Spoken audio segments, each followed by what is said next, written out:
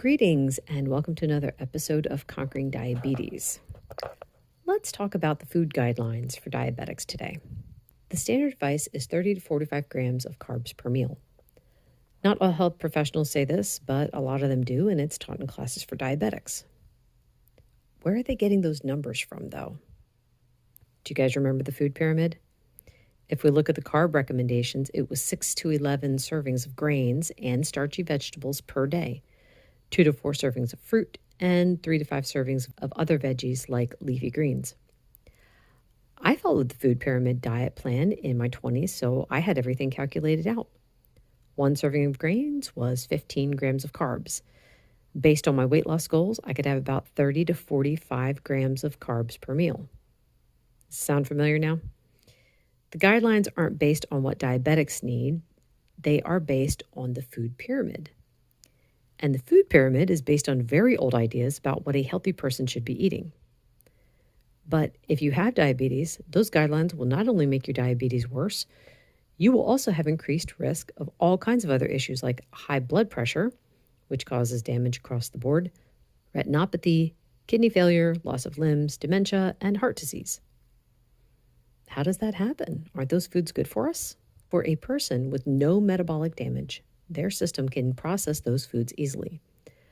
But for a diabetic, their system cannot process glucose, and all carbs turn into glucose. There are levels depending on the kind of diabetes, how long the sugars have gone unchecked, age, weight, medicines, etc. The issue is the same, though, regardless, and the treatment is the same. Lower the carbs to decrease and stop the damage. So how many carbs should a diabetic have in a day? I don't usually like to give out a standard number because everyone is different. I would say to start, keep it under 30 grams total for the whole day. But you have to know what carbs you can have that won't cause a spike or make your numbers go over 140 after a meal. My mom had to do less than 30 grams for the day because she's hypersensitive. She has maybe around 10. If we tried to increase it, she would need to start taking medication again. For her, those foods aren't worth going back on insulin. I'm always going to say to test, though. Test, test, test. For example, my mom can have tomatoes, but that shoots other people's sugar up. If my mom had a few French fries, her blood sugar would go through the roof, but I know a couple diabetics that can have a few French fries and their numbers are around 120 afterwards, and they aren't on any medication for diabetes. Build your own food list based on what your system can have. And everything I've said is testable.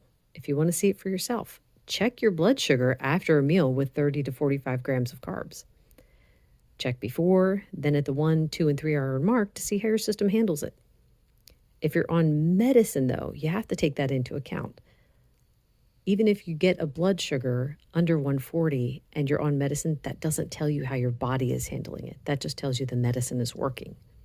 Also, want to point out that the medicine doesn't stop the damage if you're eating a high-carb diet. Anyway, that is all for today.